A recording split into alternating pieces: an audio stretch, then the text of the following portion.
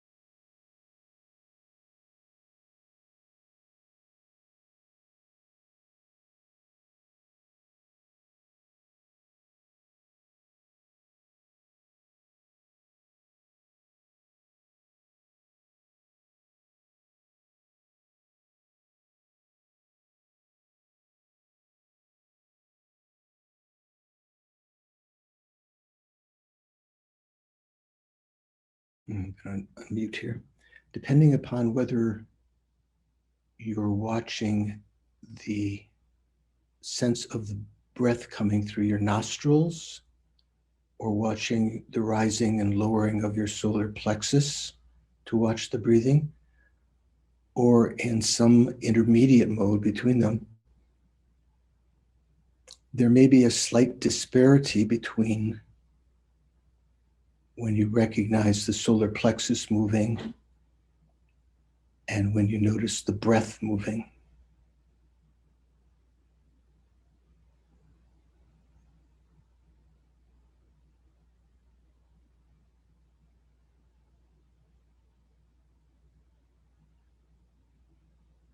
If you found a little success in calming the mind, bring your attention now to the nature of the mind. The mental consciousness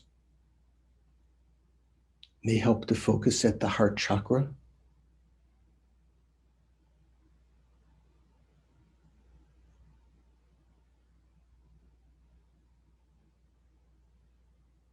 Whatever thoughts or images, sounds, and so forth that you're thinking,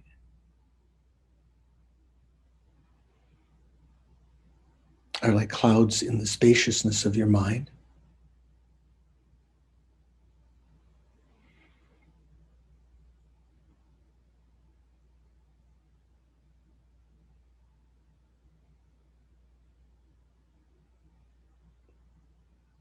Focus on that clear light nature and let go of the objective thoughts.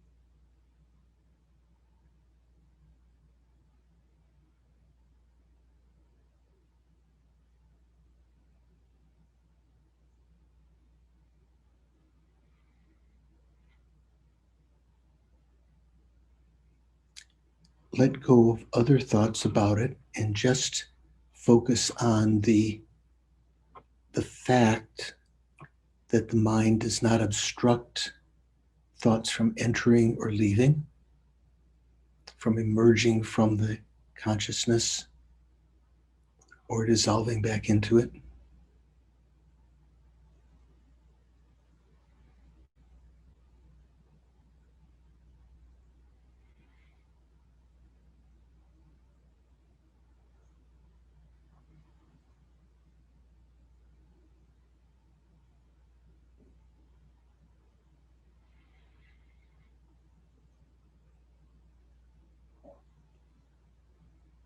This is what's called the developmental clear light nature, the developmental Buddha nature, rather, the conventional clear light nature of the mind. And the fact that we can recognize it as we recognized before is due to the fact that we've created the karma in the past to have a life of leisure and endowment right now. We've met the teachings of the Buddha. We have basic freedom to practice it.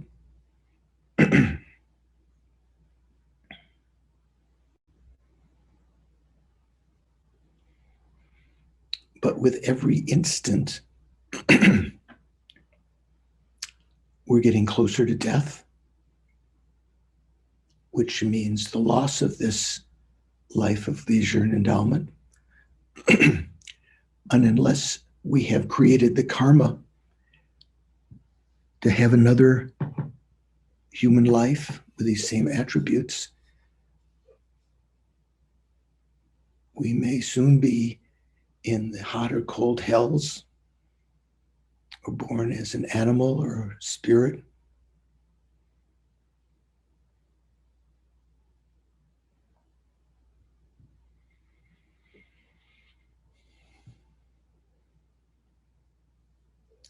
As a Dharma practitioner, if we were facing imminent death, we might be urgently trying to meditate on virtuous states of mind and bodhicitta and the 5 powers that are so powerful to use at the time of death.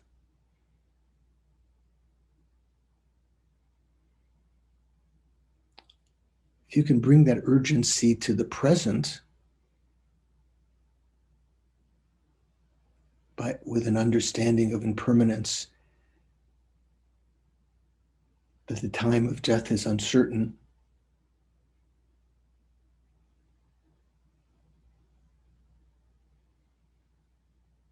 with every instant we're getting closer to death.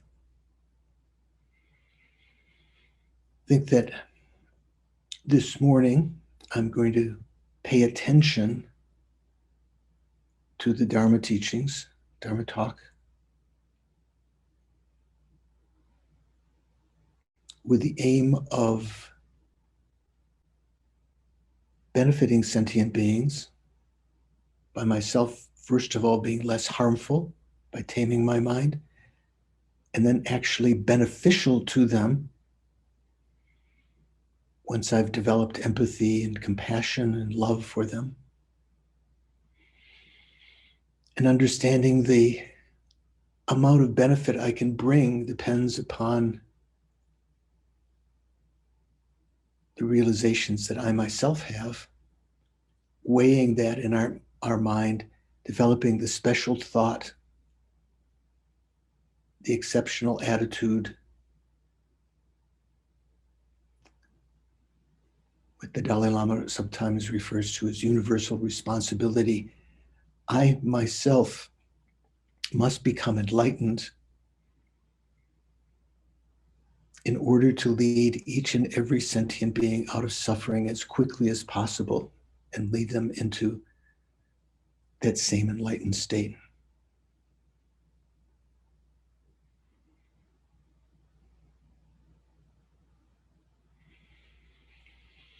Having been introduced to the stages, the 7 elements of cause and effect, spend a few moments thinking of them in sequence.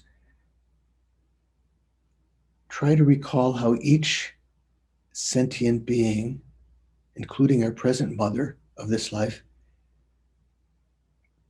has been our mother numberless times in the past.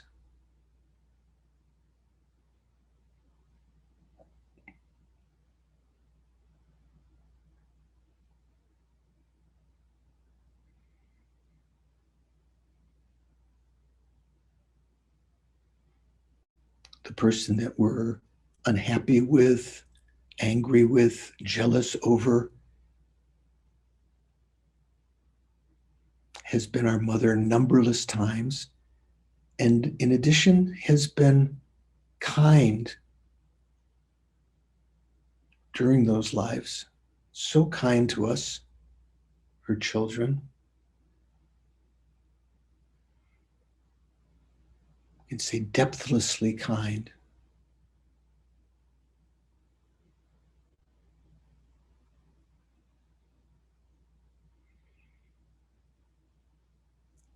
Developing a responsibility to repay that kindness, thinking how callous it would be if I ignored the plight of my mothers, working only for my own welfare.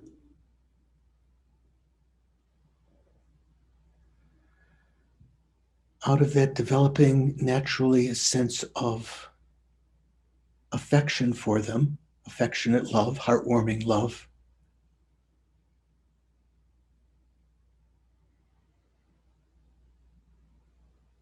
That sees them as dear.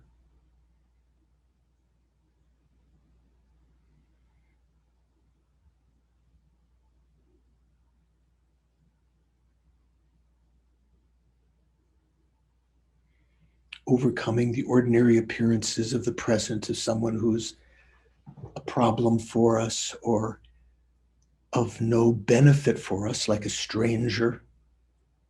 They've all been our mother, kind, depthlessly kind, and are dear in that way. Develop a sense of compassion, recognizing their suffering, wishing that they be free of suffering.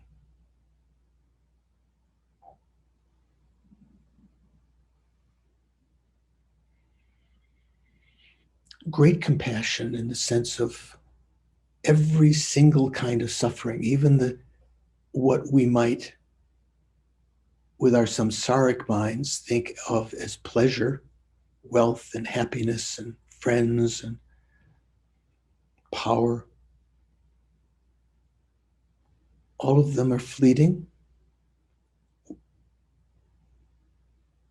All the living beings who are still within cyclic existence, experiencing either suffering of suffering or changeable suffering, all pervasive suffering, are just a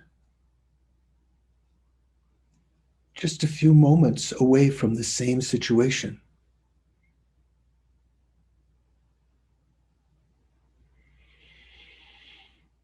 Knowing that right now I myself cannot alleviate that kind of pervasive suffering.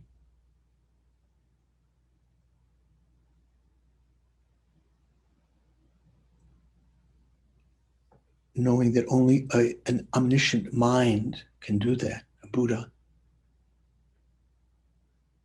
And weighing in your mind whether we ourselves can achieve that state.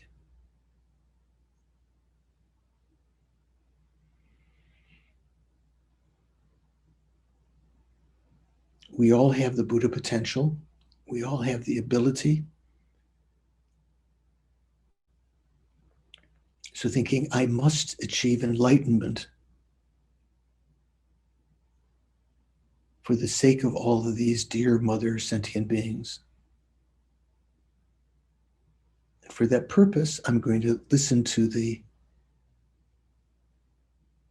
explanation of the three principles of the path this morning.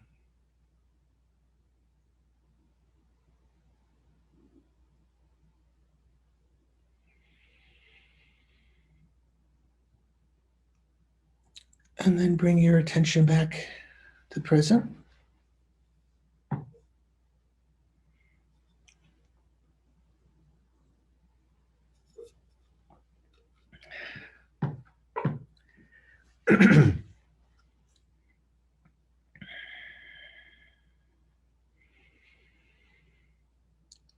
So,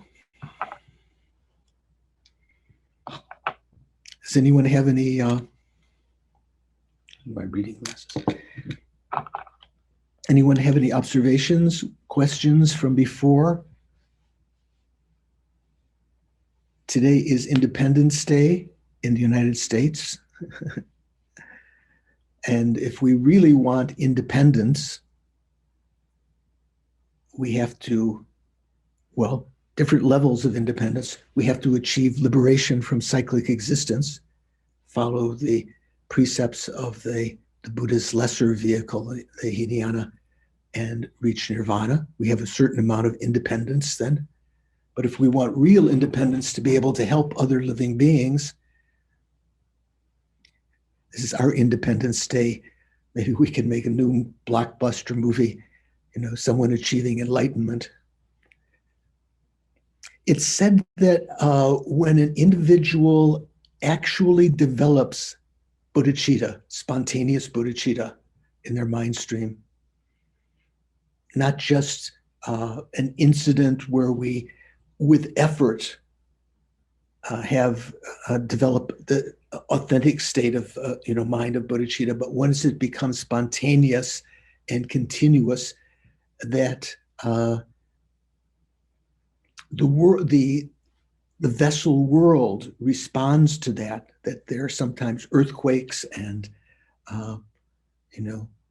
auspicious signs and so forth. So that would be a great fireworks if we could do that on Independence Day.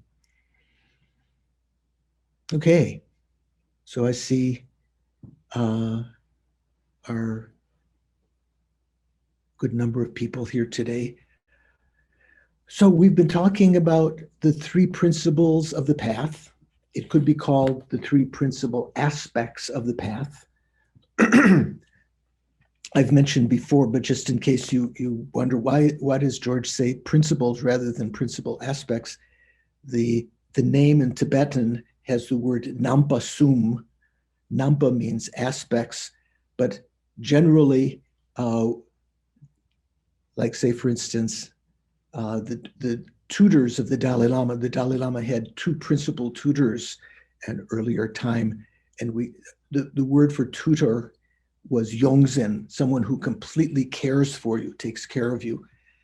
And we would say yongzen nampa ni. Nampa, we didn't say the two aspects of tutors. The nampa kind of means the two different tutors, the two different, just to differentiate between them. So you can either say the three principles or the three principal aspects of the path. You remember what they are?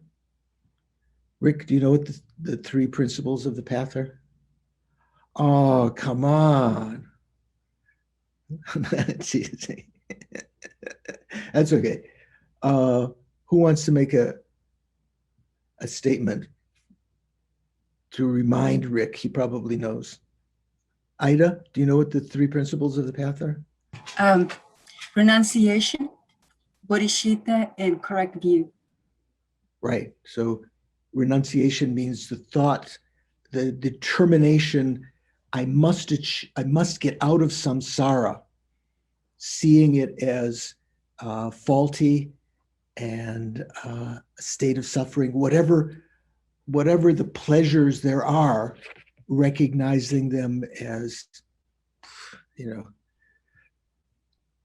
like if your kids get excited about seeing Justin Bieber, or I don't know, is that someone kids get excited about? And you think, come on, it's nothing.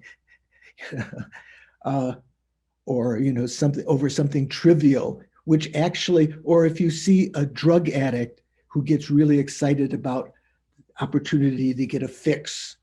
I remember when I lived in Philadelphia in graduate school, I lived in a neighborhood in Philadelphia where there were a lot of drug addicts, and oh man, you yourself recognize that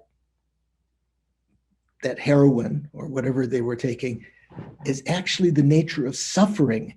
You have no interest in it. That kind of sense of renunciation.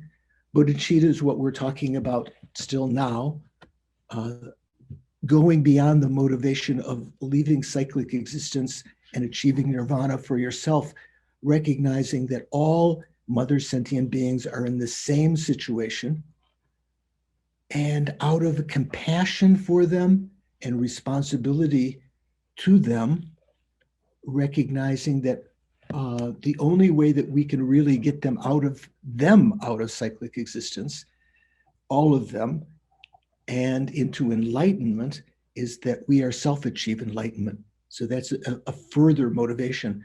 Both of those you would say, are kind of on the method side. When we talk about method and wisdom, I'm not sure if my picture is reversed in my screen here, but this is my right hand. So method is usually associated with the right, and wisdom with the left.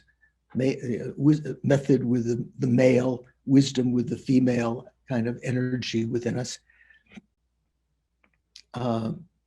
These two motivations are method side. And then, as Ida said, the correct view of emptiness is wisdom, is a wisdom. So that's sort of like the female energy within us. So the last couple of weeks introduced and detailed about the 7 causes and effect. There are 6 causes and 1 effect. We say the 7 elements of cause and effect. Recognizing all sentient beings have been our mother, which is one of the most difficult realizations to make in the Lanrim. Remembering their kindness, developing a responsibility to repay their kindness. As a result of that, naturally developing affection for them, cherishing them, seeing them as heartwarming.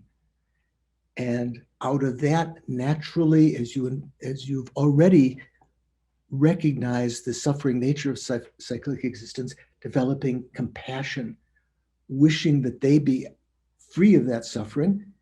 And in the Mahayana sense, great suffering, taking the responsibility to alleviate it, not just pitying them, like, oh, too bad, actually doing something about it.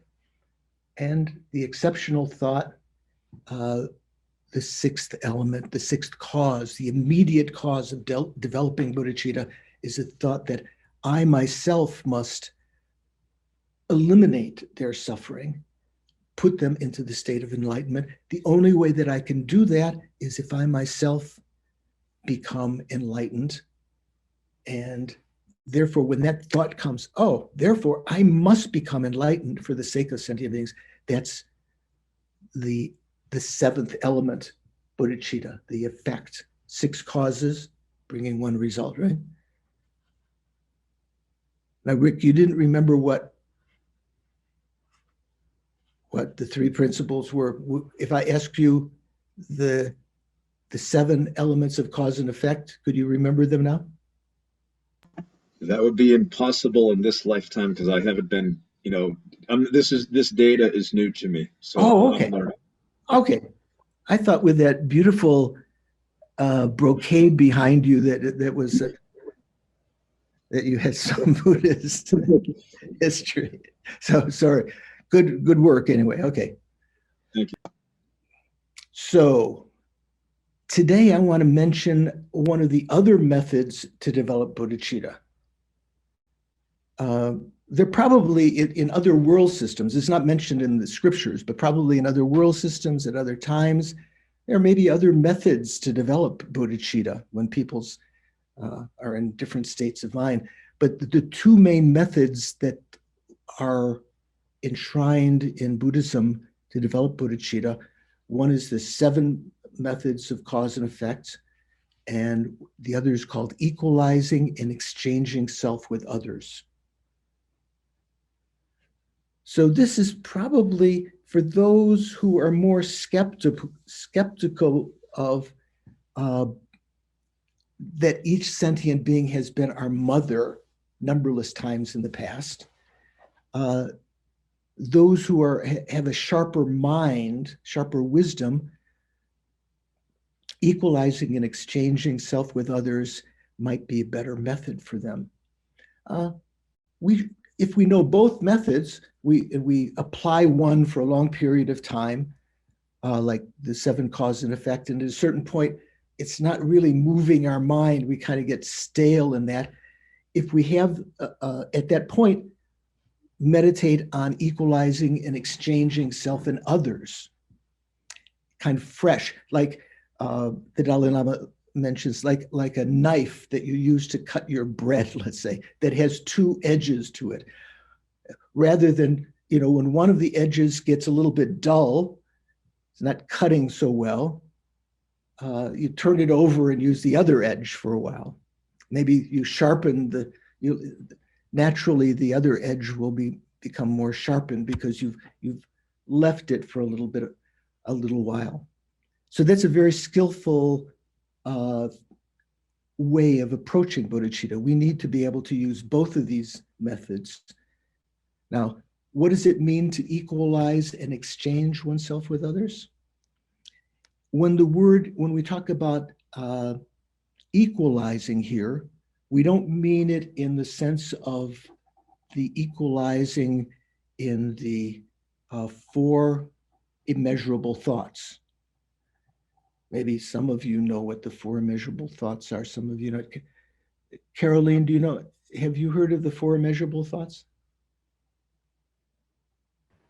I'm also very new to Buddhism, so 4 of this, 6 of that. It's still a little confusing. So 4 for this year. Okay, who can help without embarrassing someone here? Anna, you're a co-host. What are the 4 immeasurable thoughts? Have you heard?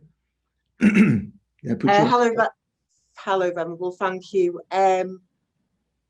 So we have may all beings have happiness and the causes of happiness. May all beings be free from suffering and a cause of suffering. Mhm. All beings rest in equanimity, free from attachment and aversion. Good. Am I along the right Yeah, line? yeah, you're doing good. This and aversion, free. And then the end changes, I think, with the Phupton Nobu Ling, I think it's free from attachment for friends and hatred toward enemy. That's equanimity. So Equanimity. you've done good job so far. So usually we say limitless, immeasurable, or limitless love means may all living beings, limitless, without exception, have happiness in the cause of suffering, and the cause of happiness. May they have happiness in the cause of happiness. That's called immeasurable love. Just that thought itself creates, well, you could say immeasurable merit. It's said that meditating on love, measurable love for sentient beings, for one instant, creates as much merit as most ordinary people in the world create in their whole life, in one instant. Immeasurable compassion means may all sentient beings be free of suffering, all suffering, and the causes of suffering. So why does it say suffering and causes of suffering? Because even if you eliminate their present suffering, if they still create the causes for future suffering through their anger and attachment and delusions, they're going to be in the same situation. So immeasurable compassion is a thought. May all sentient beings be free of suffering and the causes of suffering. Immeasurable joy, which Anna had left out, is the thought that thinks, may sentient beings not be separated from the happiness that they have, that they've achieved. Sort of kind of rejoicing in that and feeling a sense of wishing them to have stability in that. It's called immeasurable joy. And then immeasurable equanimity, which was why I was mentioning these four. Equanimity here is thinking that sentient beings would feel in a state of impartiality toward others, without anger toward their enemies, repulsion toward their enemies, or affection for their loved ones only, but be in a state of equanimity. So that equanimity is a basis, that kind of immeasurable equanimity is a basis for bodhicitta in general, but it's not the equanimity when we talk about equalizing oneself and others as a method to develop bodhicitta. It goes beyond that equanimity where you wish all sentient beings were to be impartial. Of course, you would be impartial toward others. You wouldn't hold some as your, giving preference to your friends, holding them close and ignoring others, or, eschewing others, wishing others would be, trashed, kind of like the political mind, my side is good, your side is bad, partiality. Here, equalizing goes beyond that. It's a thought that I myself and all sentient beings are equal in wanting to be happy and wanting to be free of suffering.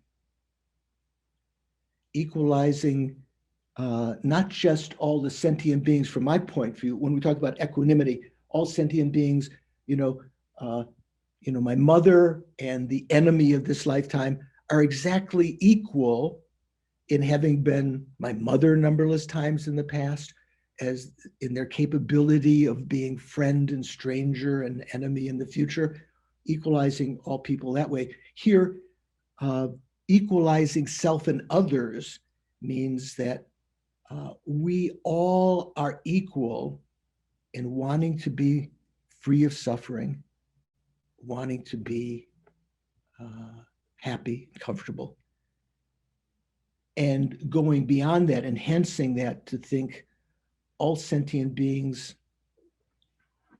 are equal in having the capacity, because they all have Buddha nature, they all have the capacity to be happy and to be free of suffering. They all have the right, they're all equal. It's not as though some people have an inherent right to be happy, like was instituted in our founding fathers. You know, the slaves did not have the right to be citizens. You know, they didn't have the same rights as others. From a Buddhist point of view, all sentient beings are equal in having the right to be happy, to achieve enlightenment. They all have the capacity, they all have the potential to become Buddha. They're all equal in wanting to be free of suffering and wanting to be happy. That reason alone is sufficient to develop a very special state of mind that's leading one toward bodhicitta. Okay, so what is the methodology here? First, developing an understanding that all like as is one of the famous verses in the Guru Puja that sometimes we recite on special days, maybe some of you recite more often. Dugnel tamo samyang midoshing. Sentient beings don't desire even the slightest suffering. All living beings are the same, from the little ant or beetle or bug that's walking around, doesn't want even the slightest suffering. If you just put your finger on it, it sort of tries to move away. We ourselves, we'd like to be free of all suffering, you know, from feeling a little bit of pain to you know, greater things, losing our friends or losing our family members and so forth, or fearing for our own life. All sentient beings have that same desire. So, dugnal tamo samyang midoshing, not desiring even the slightest suffering, yet, dugnal tamo samyang midoshing. Then the counterpoint of that is never being satisfied with any happiness that we have. So we always want to have more happiness. We all sentient beings are the same in not only wanting happiness, but never being satisfied with happiness. That's not talking about a personal defect of ourselves, like, you know, there's some people that you give something to and they you know, it's not enough, you know, immediately, you know, you give them a present and they put it aside and they look at something else, you know. Here, what it's talking about is the basic nature of samsaric happiness, that samsaric happiness never satiates us. When you're thirsty, if you drink water, that can satiate your thirst, right? What's another simpler word than satiate? Quench your thirst, right? Is there some other word that we use? Comes to mind? Satisfy. Satisfy? Is that what you said? Yeah, satisfy your thirst. Yeah, but drinking, when you're thirsty, drinking water, does that satiate, satisfy your thirst forever? Well, maybe if you're in the Northwest right now, was it like Matthew or someone where it's really hot, it may be just a very short time that you feel that you need to drink again. You're thirsty again. The same thing with samsaric pleasures. Any kind of pleasure that you engage in, it never will satiate you, never satisfy you forever. you have to do it again and again. So, Dugnal Kamo Samyang Midoshing Dela Namyang Shokshe Mebani. Sentient beings are the same and never finding satisfaction in the happiness they have. Recognizing that equality between all sentient beings and ourselves. We all have that basic kind of situation. We're all equal in wanting to be happy and be free of suffering. To develop a thought that is joyous, that feels happy in the happiness of others, that feels joy in the happiness of others. Do you know there's something called, what do we call it? Rejoicing.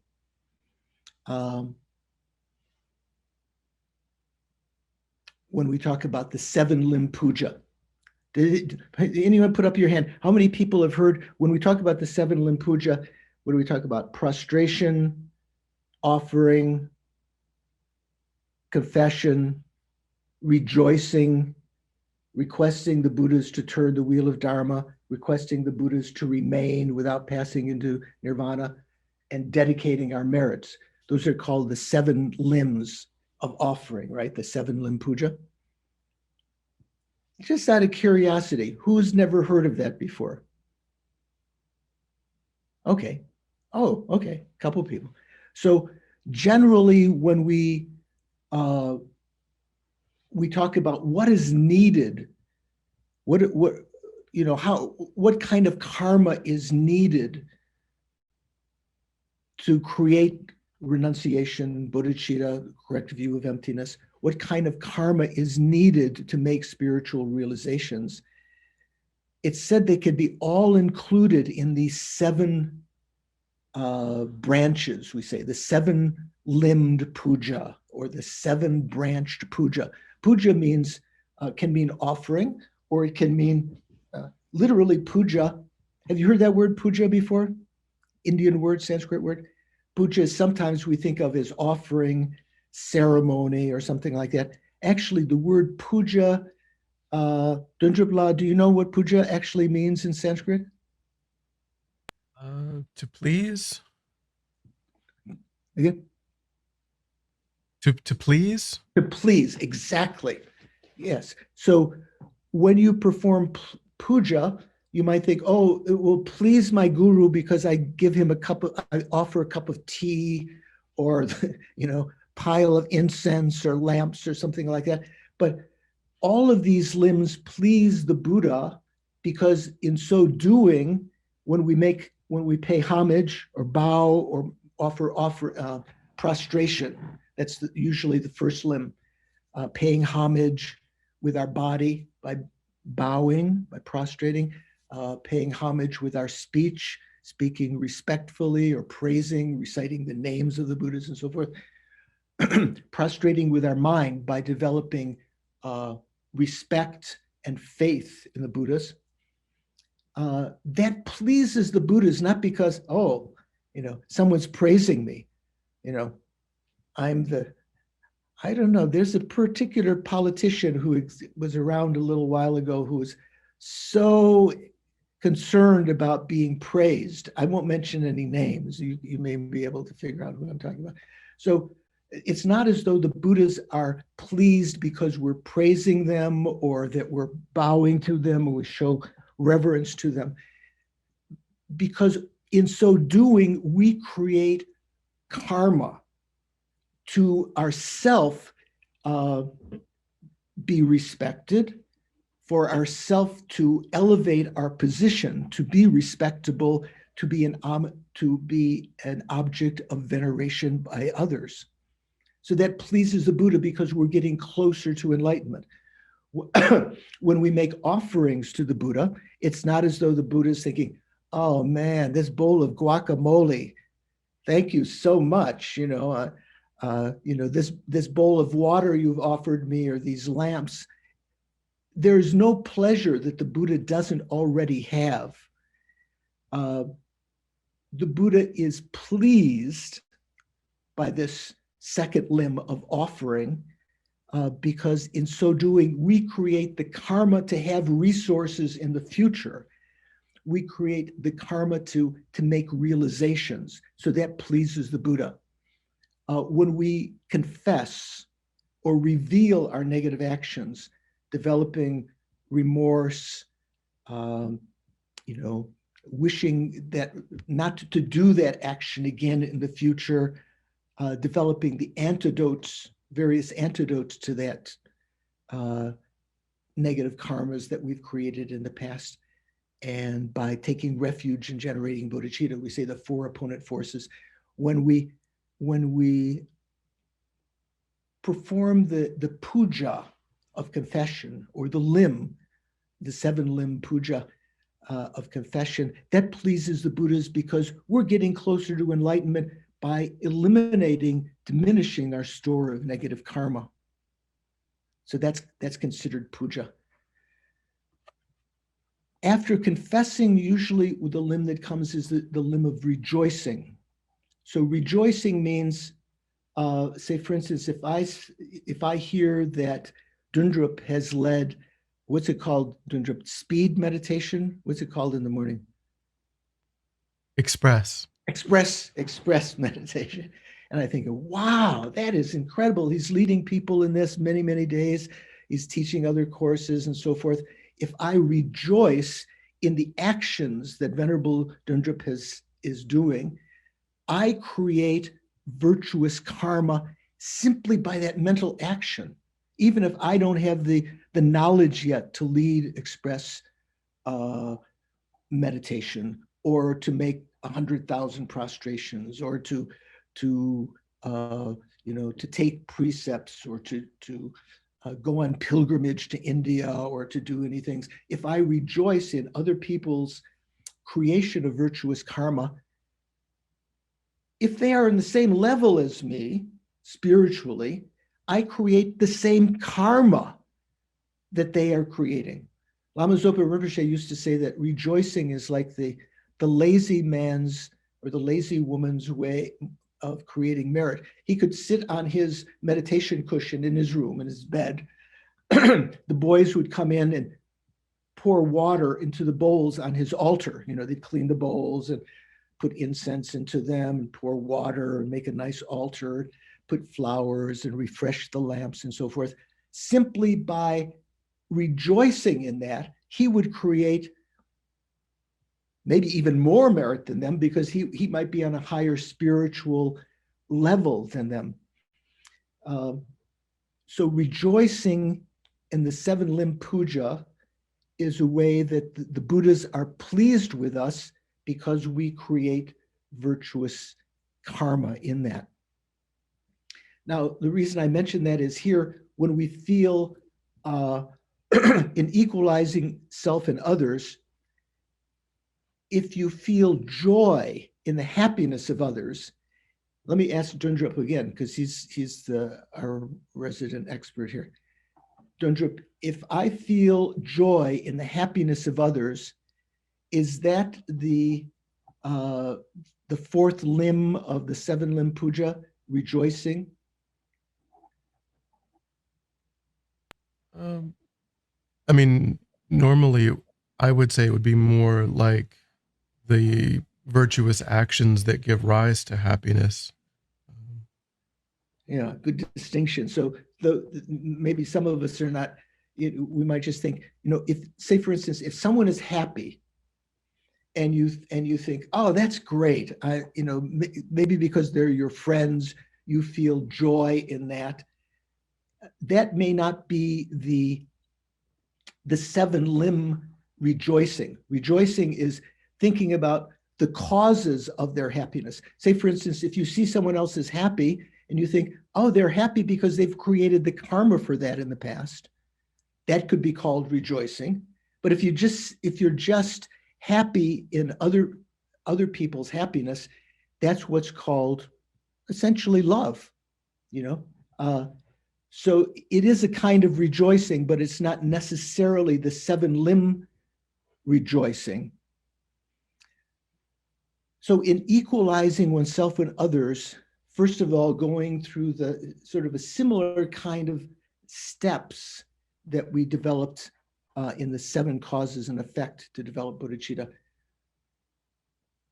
recognizing that all sentient beings are equal in wanting to be happy and to be free of suffering, and then enhancing that by thinking, to feel happiness when others are happy.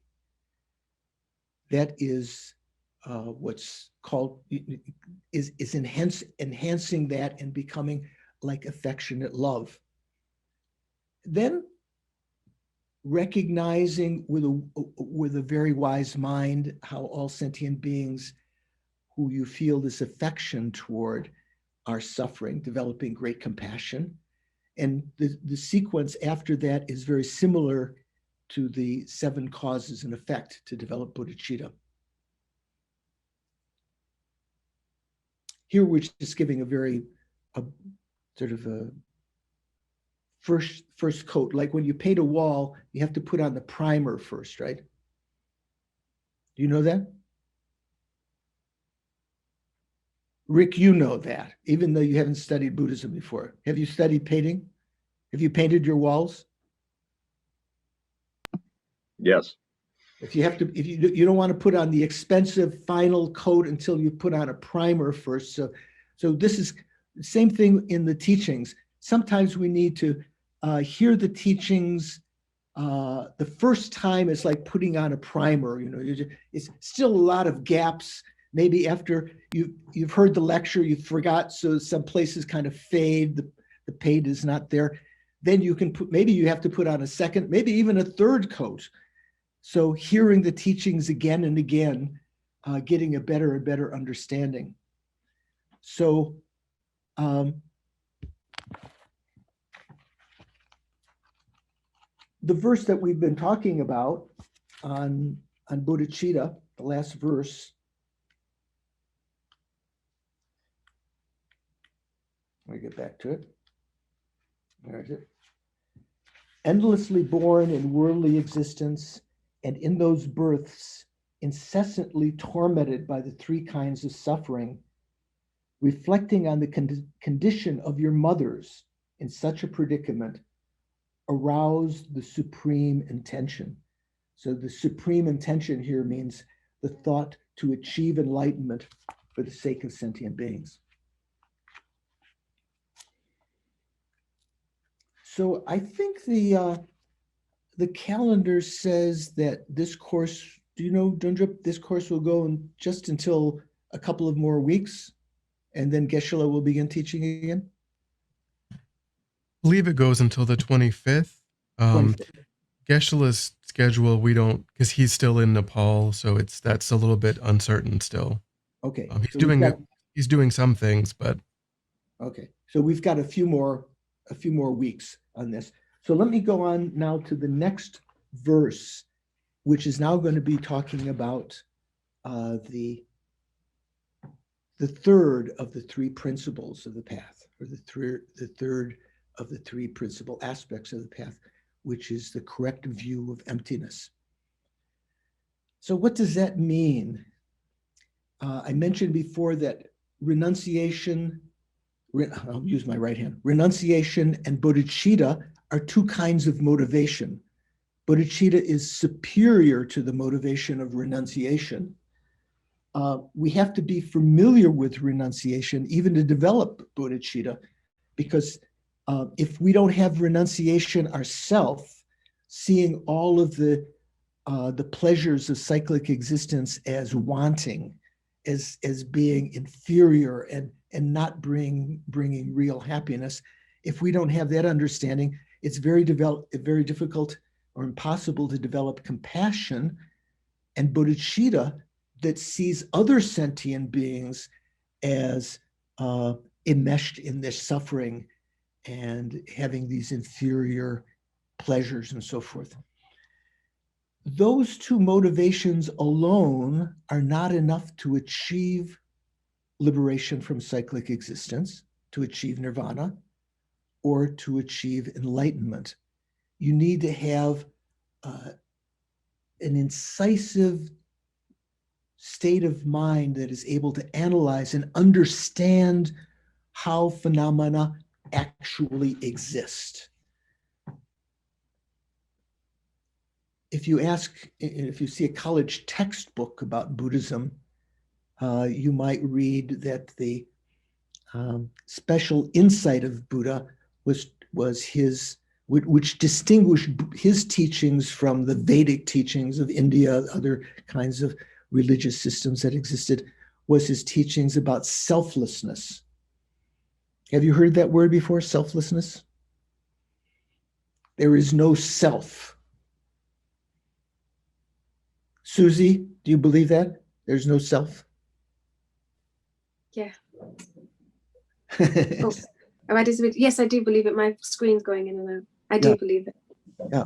Oh, okay. That's good. Rick, do you know what that means? Have you heard that term before? Because you said you were one of the new people. Yes, I think I've had a lot of experience in that and experiencing that reality. It's hard for me to put words to, but I would say that it transcends the personality or the individual's reality.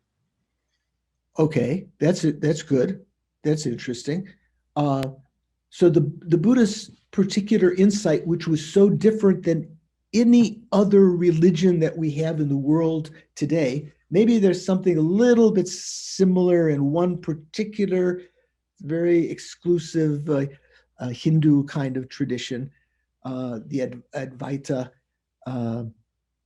system. But generally, everyone, even so, let's say Christians, believe that there is a soul, right? You know, there is a self, there is a soul. And I think one of the great Christian philosophers, is anyone here is a Christian scholar, studied Christianity? Who is that? KJ? Have you studied Christianity? Oh, no, you don't have to unmute. You look like you're sick in bed there. Generally, there was one famous Christian or Catholic scholar who said there was no need to prove the existence of the soul because it was palpably obvious. You just look, and there you can, you look in your mind. There is a sense of self, which is essentially what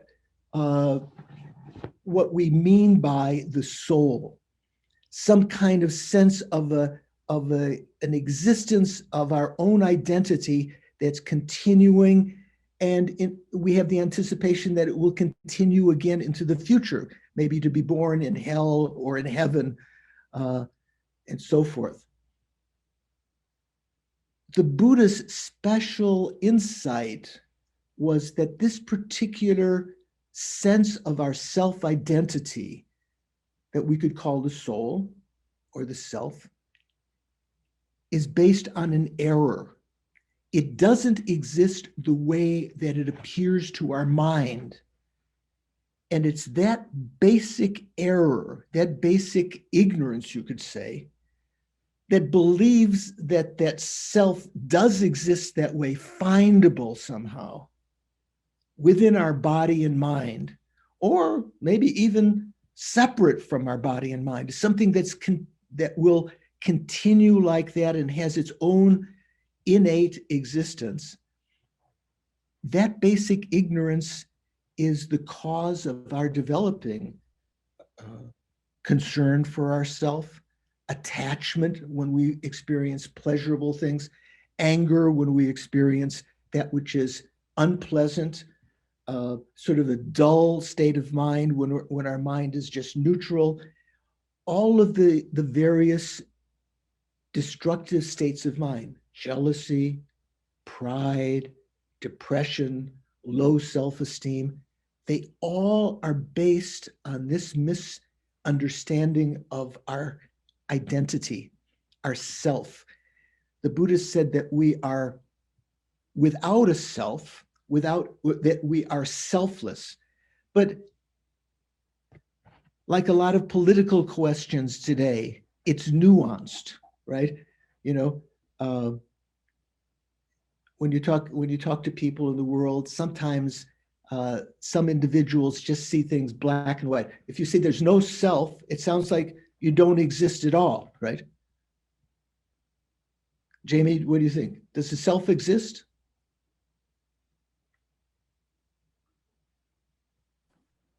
No. Self does not exist. So Jamie does not exist. Well, there's no inherently existing self. Okay, so there's someone wants to say something? I heard another voice in the background there. So there's some nuance here. What the Buddha said was the self that appears to our mind as somehow controlling us, the self that seems to be the experiencer of our pleasure. You know, it's not as though you eat ice cream or pizza or chocolate just so that your tongue consciousness feels pleasure, right? Would that be sufficient? It's almost like sort of scientific or what we call antiseptic or something. You eat chocolate, pizza, ice cream so that you feel pleasure, right? Claire, do you agree? Do you eat chocolate? Sorry, I had to unmute. Yes, that's true. Do you eat ice cream, pizza? Yes, yes. What's your favorite food? Oh, I'd have to think. I don't know. So, you know, different kinds of things that we seek out, you know, we go to the restaurant, we immediately want guacamole on the table or something like this, or Coke, or I want Diet Coke or this. Why do we get those things? Because they bring pleasure to me, to the self, not just so that the tongue consciousness feels that. Why do you embrace your friends, engage in caress and intercourse and companionship and so forth? Because it brings pleasure to the self, not so that your body consciousness feels this. It's sort of like you're here, and it says, oh, the body consciousness is something else that, oh, it happens to be experiencing pleasure. The reason that you seek those pleasures out is because there is a sense that the self is the experiencer of those pleasures, right? Do you follow what I'm saying? Okay, KJ, is it KJ or Key? I can't read on the screen there. Oh, it's KJ. KJ, you're agreeing with me, right? Yeah. Yes. So we I do love that. chocolate. So if we could understand through developing wisdom, this third principal aspect of the path, not just general wisdom, but a particular wisdom to see that the self that we've been catering to, you know, I want ice cream, I want pizza, I want friends, I want power, you know, that I doesn't exist the way that it appears. Some people might think, oh, that makes Buddhism sound like really uninteresting, because then you'd have no ambition. You'd have no impetus to go out and have these pleasures.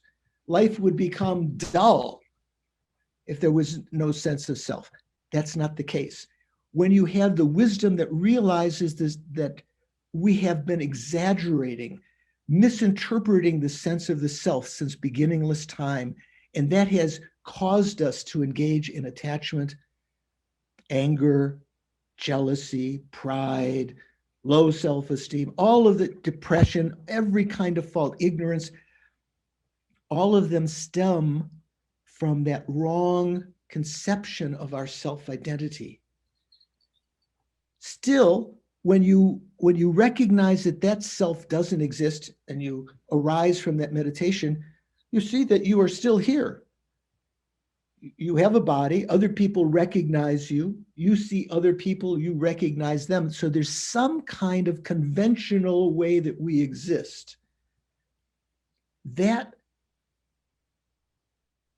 dilemma that, how we exist ultimately, we are devoid of a self that seems to be the experiencer, some kind of controller of our body and mind that has an inherent existence from its own side that will continue like that.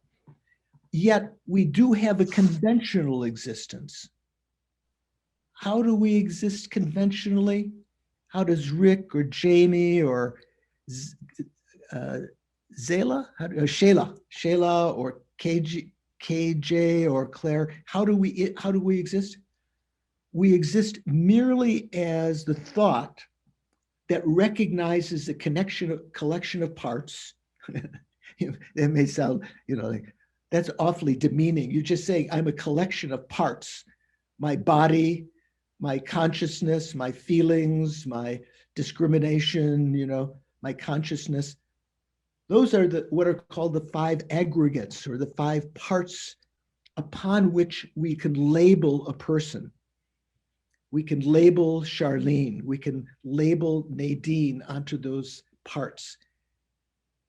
If you try to find within the body and mind something that appears to be the experiencer, other than those 5 parts, the Buddha's insight was that you will not find that kind of self.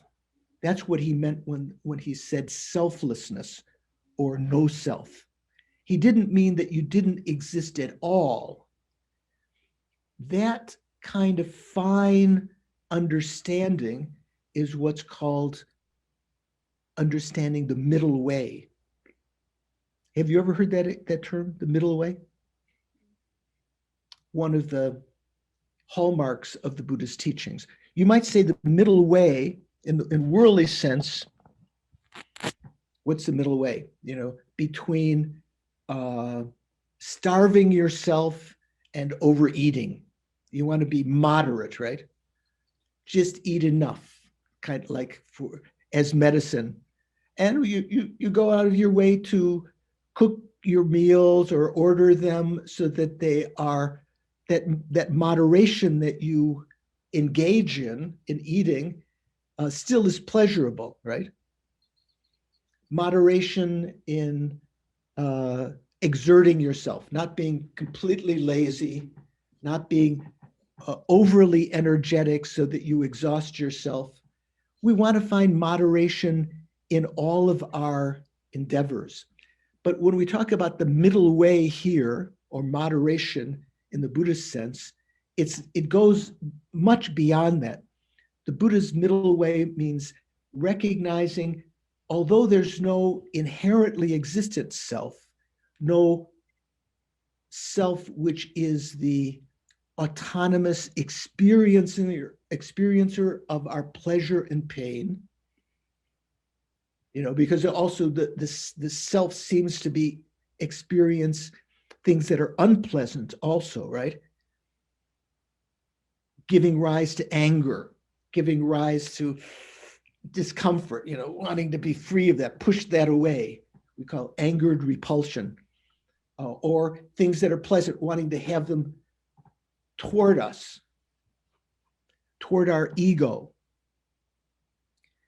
Ego has a particular meaning in Western psychology, right? I think, what is ego originally, Greek or Latin? Greek, isn't it? The word ego? Jamie? It's Greek. Greek. KJ also knows. KJ, where are you right now? I'm in bed in Albuquerque. Oh, okay. I thought you were. Okay, Albuquerque. Okay. So, ego has a meaning through psychology, through Christianity, in Greek language, and so forth.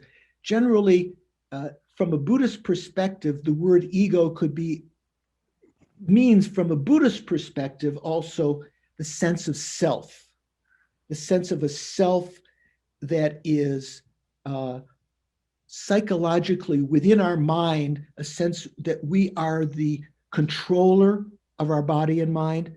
We are the experiencer of our pleasure and pain. That sense of the self.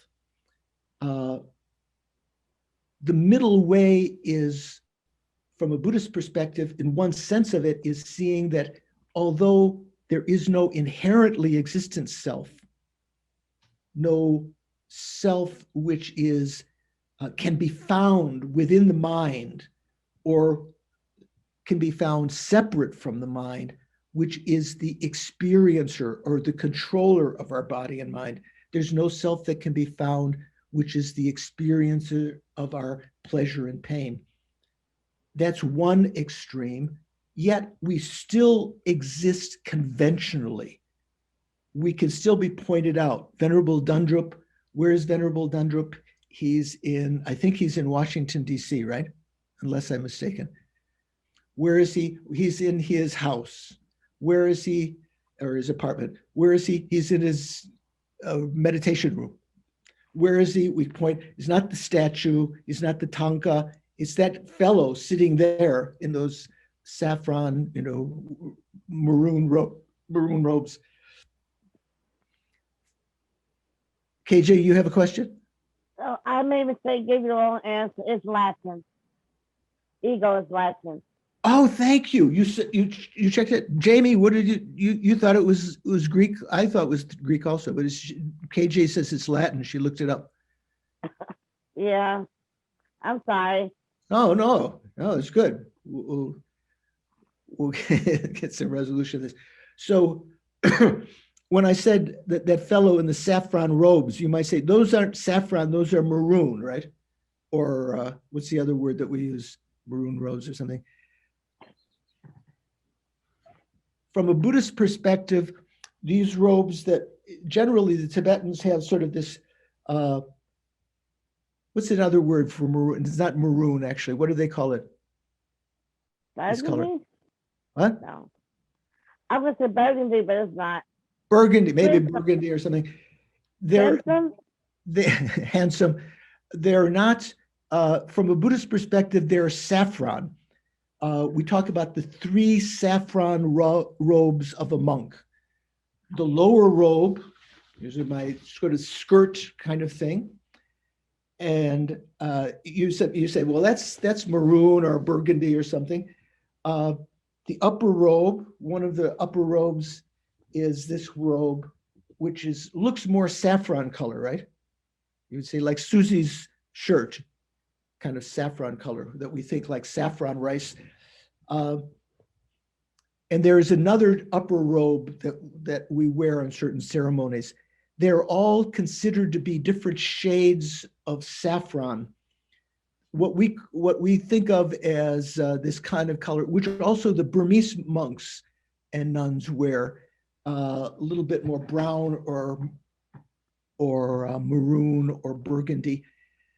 That is the color of saffron in Kashmir, which was part of the Buddhist, the Buddhist countries when the Buddha was teaching.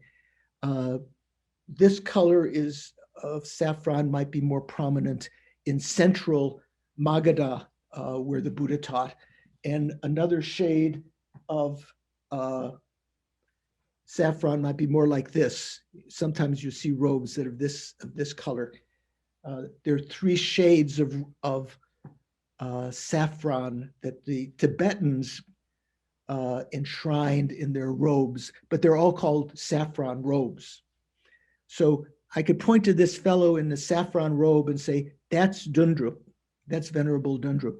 But you might say, well, you're not satisfied with just pointing to that person. You'd say, well, what is it? Is it his body, his mind, his feelings? What is it? Finally, you want to find within the parts that we label as Dundrup. You can't find Dundrup within those parts. Dundrup is just a name, just a concept. In the Perfection of Wisdom Sutras, the Buddha said again and again,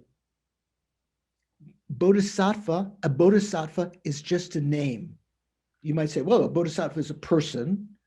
You know, you can point to the person, maybe Dundrup or Anna or Matthew or someone is a bodhisattva, Jamie is a bodhisattva. You could point to them. But you can't find within the person, the conventional person, you can't find anything which is that bodhisattva. Bodhisattva is just a label, a name that we give to the person. And when we talk about the middle way, there is a Charlene, there is a David, there is a Mary, conventionally, just the name that we attribute to their body and mind. But beyond that, there's nothing that you can find within the parts that make them up, the five aggregates, which is existing from its own side that you can find and point to. So the 9th verse in this, the three principles of the path says, although familiar with the wish to leave cyclic existence, what is the wish to leave cyclic existence? Renunciation, right? Although familiar with renunciation, the wish to leave cyclic existence, and also familiar with the altruistic intention, also familiar with bodhicitta, the altruistic intention to achieve enlightenment for the sake of others. Although you're familiar with both of those two principles, you cannot cut the root of worldly existence. You cannot cut the root of samsara, that's the continual taking of rebirth again and again without, in addition to one or both of those, without the wisdom understanding reality. The wisdom understanding reality. So make effort in the means to comprehend dependent arising. So terminology here. Have you any of you heard the term dependent arising before? Shayla has. Caroline, have you heard the term dependent arising? Roena, you have a point you want to make.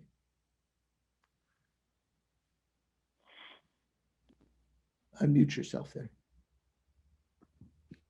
I was just indicating I had heard the term before. Okay, what does dependent arising mean in Buddhism?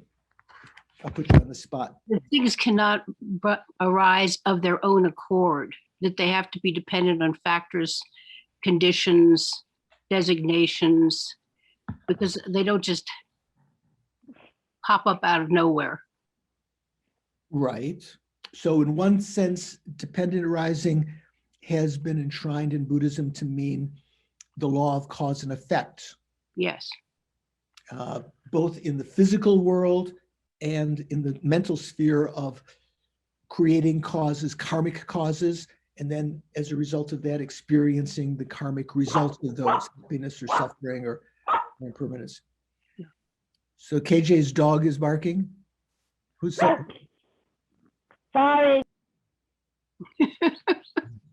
That's good. Someone's getting an imprint of dependent arising.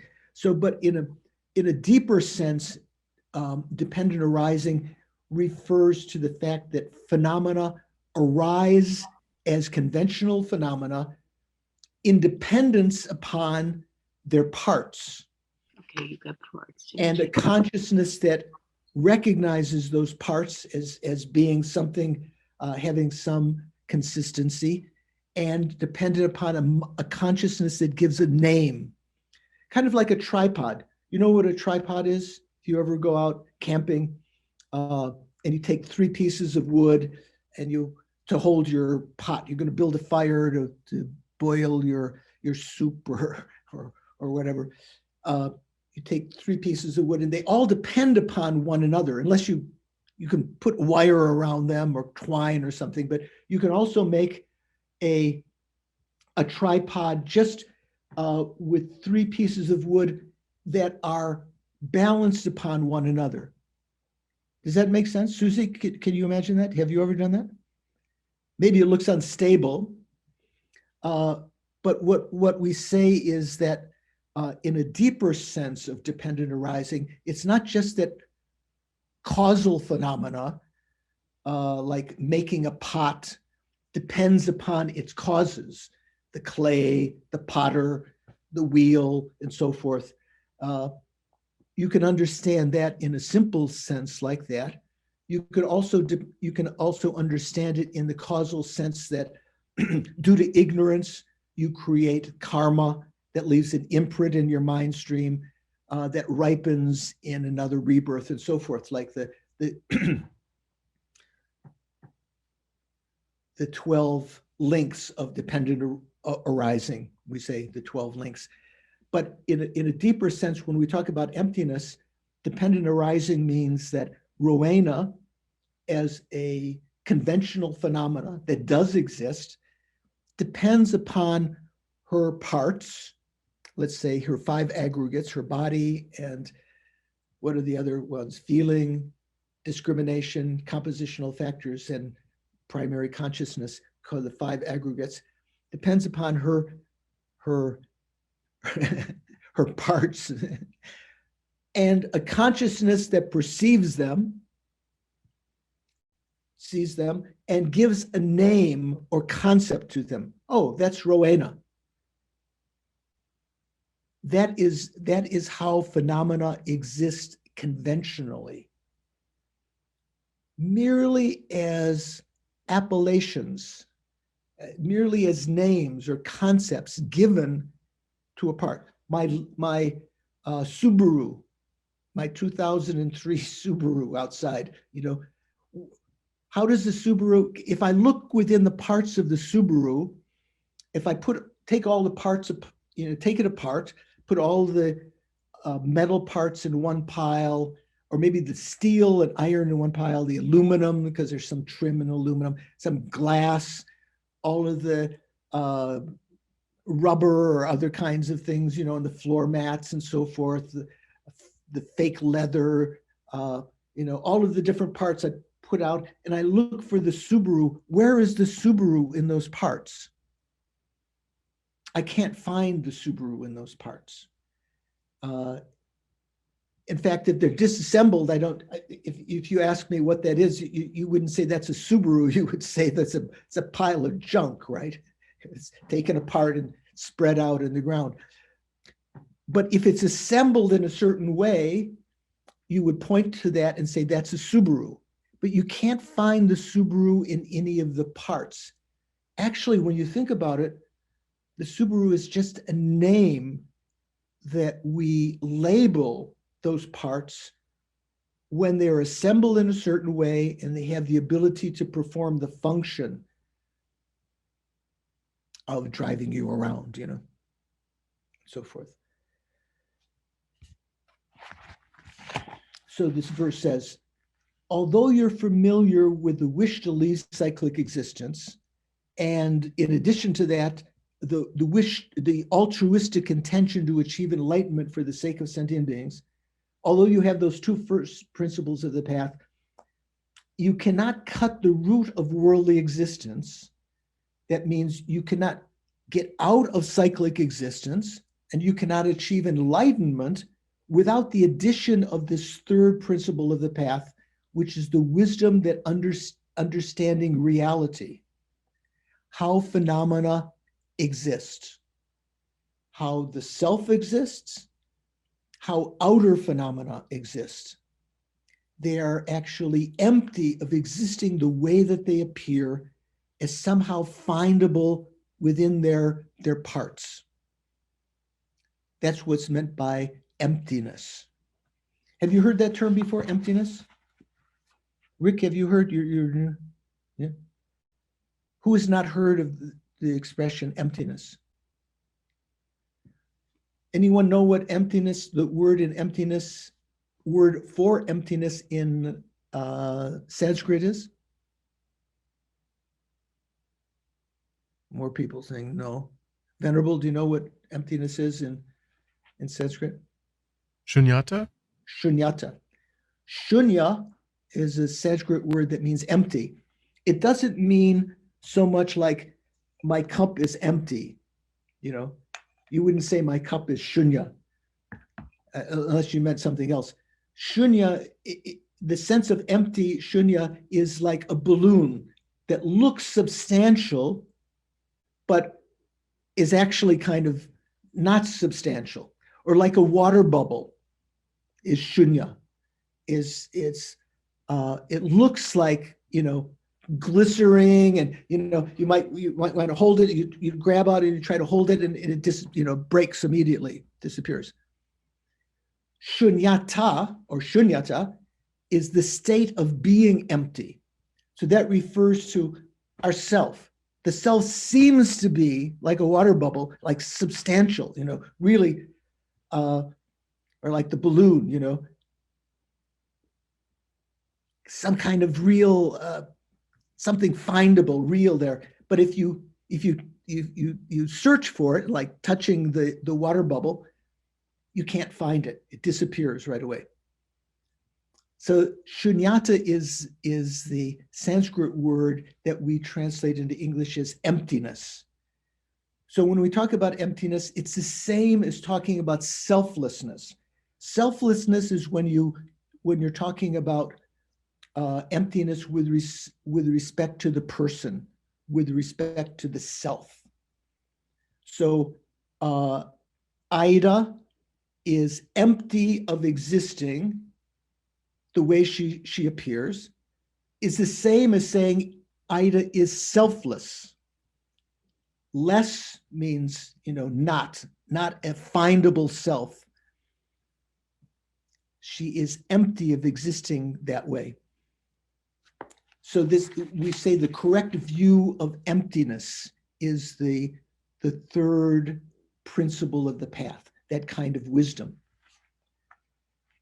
So the fourth line here says, so because of that, you know, just having renunciation and bodhicitta alone cannot get you even out of samsara, let alone cannot bring, you know, just having bodhicitta, strong bodhicitta, working for sentient beings with the wish that they be free from suffering, that will not lead you to enlightenment, will not lead you to liberation alone. You need to have another ingredient. You need to have the wisdom that understands how phenomena exist in reality. So therefore, make effort in the means to comprehend dependent arising. So there, the text also brings in this other expression, dependent arising, in relationship to emptiness, in relationship to selflessness, right? Dependent arising means that Jamie, Susie, KJ, Victor, Manuel, all exist. They arise as conventional phenomena dependent upon a name, a concept given to their parts by a consciousness. That's the only existence there is. You can't find anything within their parts. Also, it's not limited to just persons. My Subaru, my MacBook Pro, my house, my cabin, the trees, other phenomena outside, rocks, even concepts like impermanence, Buddhahood. All of these things exist as dependent arisings. It's not as though there is a Buddha somewhere existing that you can point to and find existing from its own side. Even the Buddha is empty of existing the way that it appears to our mind due to our ignorance. So the text says, so make effort in the means to comprehend dependent arising, which means in the means to realize emptiness. What are the means to realize emptiness? First of all, to hear about it, because it's not intuitively obvious. From a Buddhist perspective, since beginningless time, we have been in cyclic existence up till now. Hopefully, some of you will get out before too much longer. But since beginningless time, we've experienced cyclic existence and never realized emptiness. It is what's called a hidden phenomena. Have you heard of this before? There are three levels of phenomena: obvious phenomena or manifest phenomena, hidden phenomena, or we could say slightly hidden phenomena, and deeply hidden phenomena. Obvious phenomena are things that you can see with your eyes, hear with your ears, smell, taste, feel, things that appear to you manifestly without needing logic. Appear means also, you can use the word appear, not just meaning visual things, but appear to your ear consciousness, to your nose consciousness, you know, that something's obviously good smelling or bad smelling. Taste consciousness, tactile consciousness. Those are called manifest or obvious phenomena. Slightly hidden phenomena are things that cannot be understood by the senses, which we've all depended upon since beginningless time at first, but we need to understand through logic. Emptiness falls into that category. Selflessness falls into that category. We first have to be introduced to it intellectually. As a result of that, hear more and more about it, analyze it within our own mind, and through reasoning and correct logic, conclude correctly that the self does not exist. That has a deep insight into that, a realization that the self doesn't exist the way that it appears. In order to do that, we need to depend upon scripture and teachings. And we need to depend on meditation, our own effort, realizing it, not just intellectually thinking about it, but actually coming to that insight into that.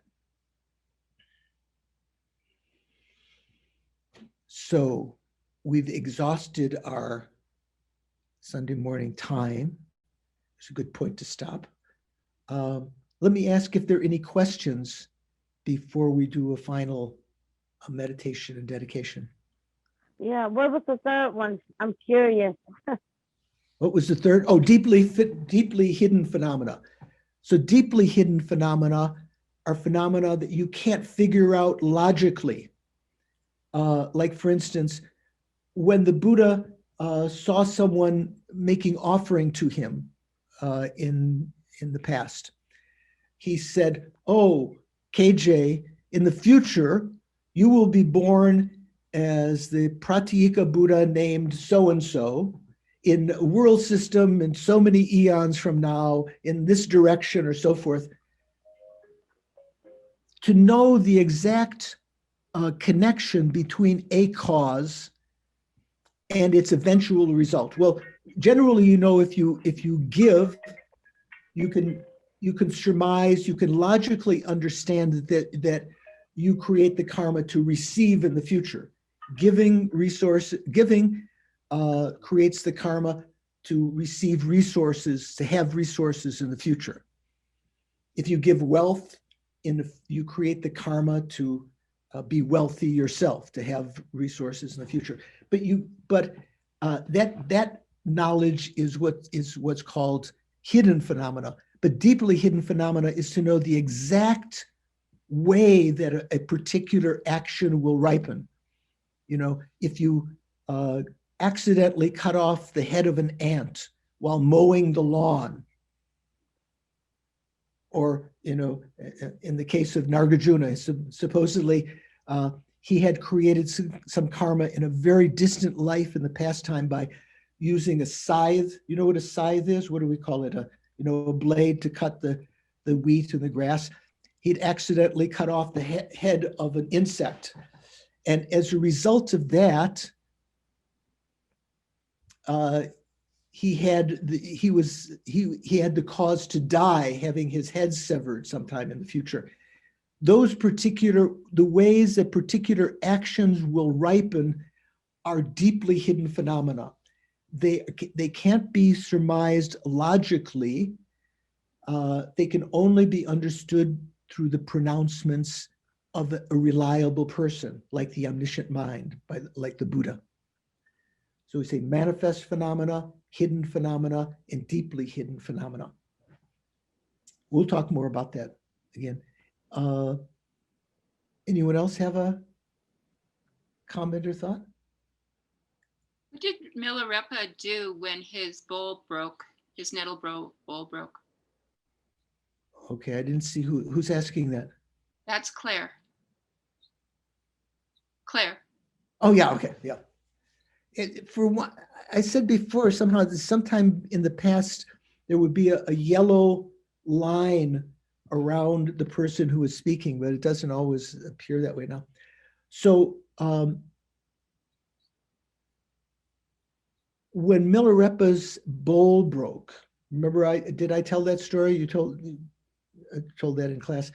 He has sort of a realization, rather than being depressed that his precious bowl had broken, because of his familiarity with the stages of the path, he immediately understood, the implication of this is that all phenomena, like my own body, my own perfect human rebirth, are impermanent and will eventually disintegrate and so forth. And so instead of feeling depression, he felt joy.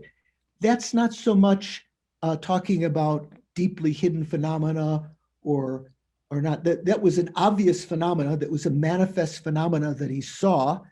And as a result of that, because of his familiarity with, meditating on impermanence and so forth, he made that association. That's one of the great fruits of being familiar with the stages of the path, like these three principles. As you meditate on them again and again, in your everyday life, you see expressions of them. Say, for instance, when someone feels great happiness, we feel envious, or someone is known to be very wealthy or happy or powerful, and we see how that situation changes over time. They may fall from, like the Hollywood stars or the politicians, fall from their position and even be reviled later. We see expressions of the Buddhist teachings. So when his bowl broke, did he think he was closer to realization at that point? Or, was that like a signal to him? Well, we could say that if a person's mind is trained in the spiritual path, so that everything they see becomes reaffirming of the Buddhist teachings, that you've reached a high level of realization. It's not necessarily a realization of emptiness. When we talk about training the mind in bodhicitta, training the mind to develop an altruistic intention, one of the essential features is to use all the situations that occur to you, what we call, generally adverse conditions, things that might generally be a hindrance to your happiness or spiritual development, to transform them into keeping your mind happy and developing spiritual insight, which is called transforming adverse conditions into the path. So let me end with one announcement, you might say. In November, I think I will teach a course for Shantideva Center in New York, which we're all FPMT Center. They're all eligible, or you can listen to those talks on emptiness, a set of lectures on emptiness from a text by the 5th Dalai Lama. So let's end with a little dedication. Relax your mind again in a state of meditation. If you can recall the clear light nature of your mind, letting go of the sense of self, other thoughts. And within that clarity, recall that we've created virtuous karma this morning, which will inevitably, infallibly ripen, unless it's destroyed, will ripen within cyclic existence as some samsaric happiness. But if we dedicate that merit, those virtues that we've created, we can actually direct them toward a goal. Thinking, due to these merits, may I quickly achieve enlightenment through developing renunciation, bodhicitta, and the right view of emptiness. May I quickly achieve enlightenment for the sake of all sentient beings. Sort of dedicating the merits that they would ripen in that way.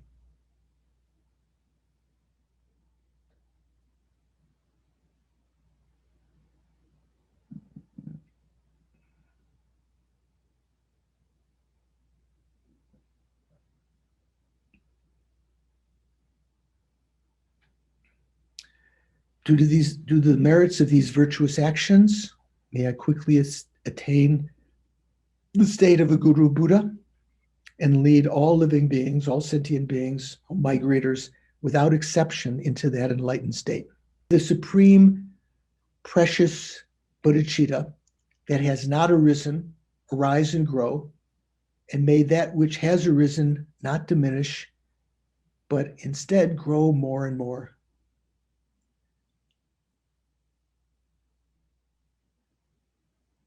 And Lama Zopa Rinpoche, you who uphold the subduers, the Buddha Shakyamuni's moral way, who serves as the bountiful bearer of all, sustaining, preserving, and spreading Manjunath's victorious doctrine, who masterfully accomplishes magnificent prayers honoring the three jewels.